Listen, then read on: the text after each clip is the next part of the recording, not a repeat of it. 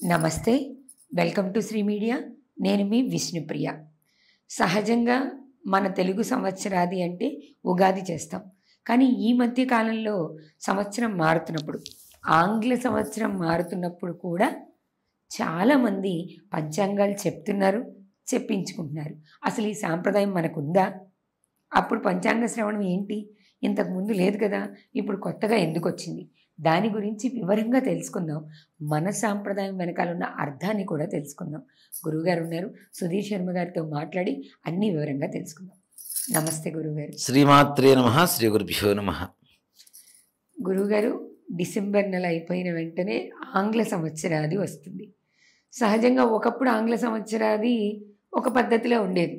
కేకులు కట్ చేసుకోవడం, అర్ధరాత్రి 12 గంటలకి హ్యాపీ న్యూ ఇయర్ అనే శుభాకాంక్షలు హడావిడి చేసేవాడు. ఈ మధ్య కాలంలో మనం సాంప్రదాయం పెరిగింది, పద్ధతులు పెరిగాయి, కారణం ఏదైనా కావచ్చు, పంచాంగ శ్రవణాలు చెప్తున్నారు. సామాన్య పురోహితులు అనడం కంటే పెద్ద పెద్ద పురోహితులు కూడా సోషల్ మీడియాని, ఛానల్స్ని వేదికగా చేసుకొని పంచాంగ శ్రవణం చెప్తున్నారు. అసలు ఈ ఆంగ్ల సంవత్సరానికి పంచాంగ శ్రవణం అనేది ఉందా? చెప్పడం సమంజసమేనా? ముఖ్యంగా అమ్మ, మనం మన సంప్రదాయం గురించి మాట్లాడుకోవాలి. ఈ ఆంగ్ల సంవత్సరాది, తెలుగు సంవత్సరాది విషయానికి వస్తే, మనకి కాలం అనేటువంటి ఒక సమయ సూచికని ఇచ్చింది ఎవరు అంటే ఉజ్జయిని మహాకాళేశ్వరుడు. మహాకాళేశ్వరుడు కాలానికి అధిపతిగా ఉండేటువంటి ఒక శక్తి.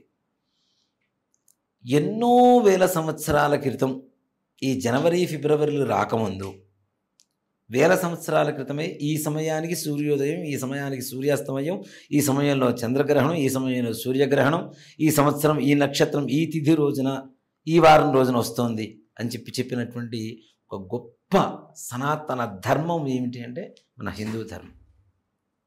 అవునా?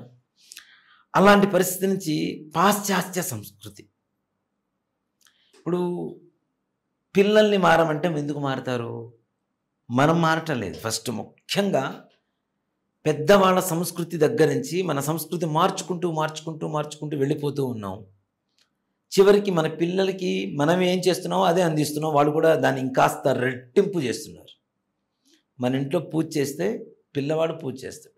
అరే పొద్దున్న పూజ చేయాలి, పూజ చేయబట్టి మా నాన్న నన్ను ఇంత గొప్పగా చదివించడానికి డబ్బులు వచ్చినాయి, మంచిగా చదివించారు, నేను చదువుకున్నాను, దేవుడు అనుగ్రహం కలిగిందని చెప్పి పిల్లలకి తెలుస్తుంది. తండ్రే ఆఫీస్కి పోయేటప్పుడు ఫ్యాన్ షర్ట్ వేసుకొని, టక్ చేసుకొని, టై పెట్టుకొని జయ శ్రీరామ్ అనుకుని వెళ్ళిపోతూ ఉంటే కొడుకు ఏం చేస్తాడు? ఏంటి ఇట్లా అంటున్నాడు, ఓహో ఇట్లా అంటే సరిపోతుందా, సరే మనం కూడా జయ శ్రీరామ్ చెప్పేసి వెళ్ళిపోవచ్చు. ఇలానే తయారవుతున్నారు కదా. మనం ఏం చేస్తే పిల్లలు అదే చేస్తుంటారు. నిజంగా ఈ ఆంగ్ల సంవత్సరాదికి, ఆంగ్లం అని చెప్పి మనం చెబుతున్నాము, మనది కాదు, మన సంస్కృతి కాదు కదా. ఈ భాషకి సంబంధించినటువంటి ఒక సంవత్సరాది ఏదైతే ఉందో,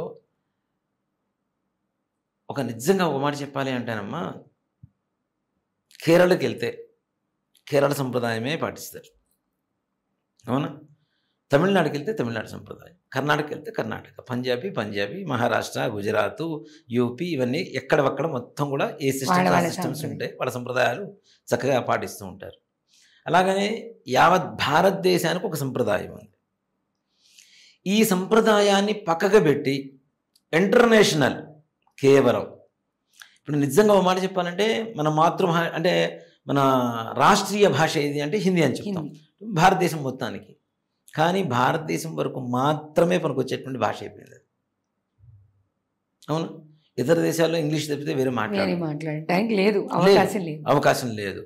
చివరికి అదేమైపోయింది అంటే ఎక్కడ మాట్లాడినా ఇంగ్లీషే మాట్లాడాల్సి వస్తుంది. సో ఈ తెలుగుతో హిందీతో మనకు పని లేదు, కేవలం ఇంగ్లీష్ నేర్చుకుంటే సరిపోతుందని చివరికి మన పిల్లలకి ఎక్కడో ఉన్న దరిద్రపోటు భాషను తీసుకొచ్చి, మనమేంటి ఏదైనా శుభం చేకూరాలంటే మంచి పనులు, మంచి శకునాలు రావాలంటాం.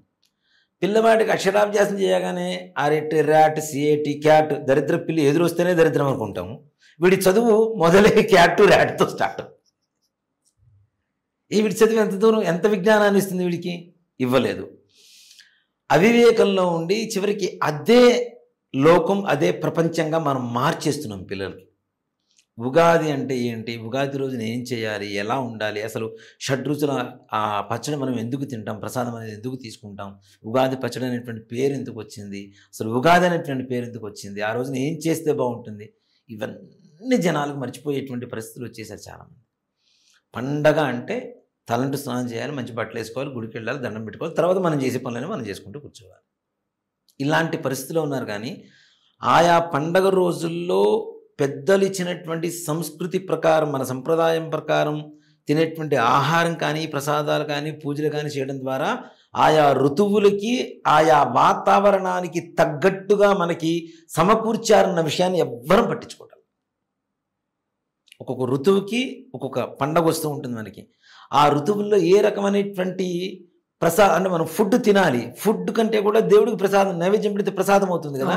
తద్వారా పూజ చేసి దేవుడికి నివేదన పెట్టి దాన్ని ప్రసాదంగా మనం భుజించడం ద్వారా భగవంతుడికి ఏ రకమైనటువంటి మనం పెద్ద వైభవం చేయడంలా, కేవలం మన ఆరోగ్యం నింపుకోవడం కోసమే మనం చేస్తున్నటువంటి పనులు. అది కూడా గుర్తించకుండా ఉగాది ఆ రోజున ఇహ ప్రసాదం కొద్దిగా తింటాడు, పొద్దున్న తల స్నానం చేసి కొత్త బట్టలు వేసుకొని, ఇహ తర్వాత తినేటువంటి అడ్డమైన తినమటం తింటూనే ఉంటాడు. పిజ్జాలు, బర్గర్లు, కేకులు, పేస్ట్రీలు, కూల్ డ్రింకులు ఇవే ఉంటాయి. అవునా? అసలు ఏం తింటే అరుగుదల అవుతుంది, ఏం తింటే అరుగుదల కాదో స్పష్టంగా చెప్పబడుతుంది మనకి చక్కగా. అవన్నీ కూడా వదిలేస్తున్నాం మనం. పోయి పాశ్చాత్య సంస్కృతిని అలవరుచుకొని వంట పట్టించుకొని వాళ్ళేమో మనలాగా మారుతున్నారు, మనమేమో వాళ్ళలాగా మారుతున్నాం. వాళ్ళు మన సంప్రదాయాన్ని గౌరవించడం మొదలుపెట్టేశారు. మన సంప్రదాయంలో చివరికి వాళ్ళ జీవన విధానాన్ని కొనసాగిస్తున్నారు కొంతమంది.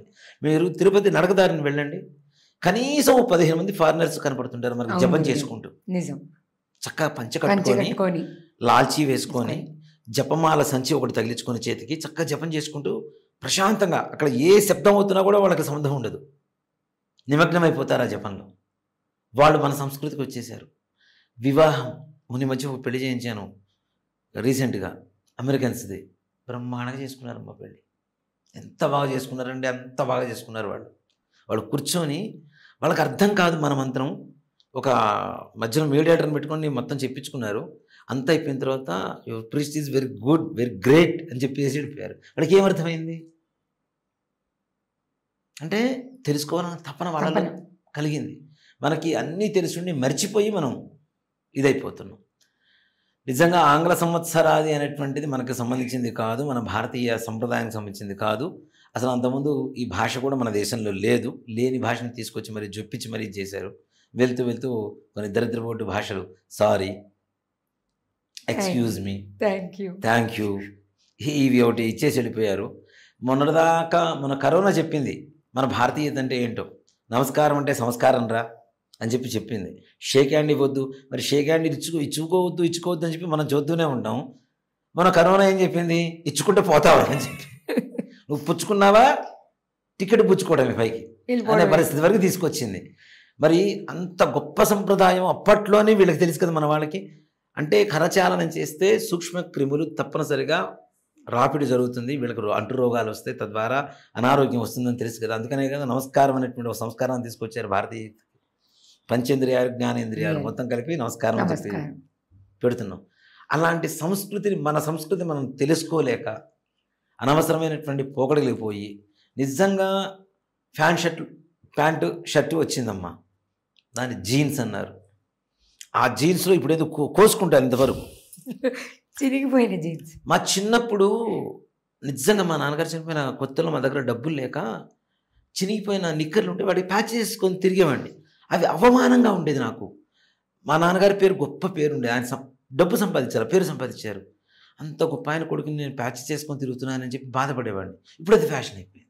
వేల రూపాయలు ఖర్చు పెడతారు ఇప్పుడు దానికి వేరు, ఎన్ని ప్యాచెస్ ఉంటే ఎన్ని చిరుగులంటే అన్ని వేరు. అసలు ఇది ఎక్కడ సంస్కృతి? మగవాళ్ళేమో ఒంటి నిండా మంచి కప్పుకొని ప్యాంట్ షర్ట్లు వేసుకుంటున్నారు, ఆడవాళ్ళు మాత్రం మంచి చేసుకొని ఒళ్ళు మొత్తం కనబడి దుస్తులు వేసుకొని తిరుగుతున్నారు. అసలు ఆడవాళ్ళకి చీర, మగవాళ్ళకి పంచ అన్నారు. ఆ పంచెలు పోయినాయి, ప్యాంట్ షర్ట్లు వచ్చినాయి.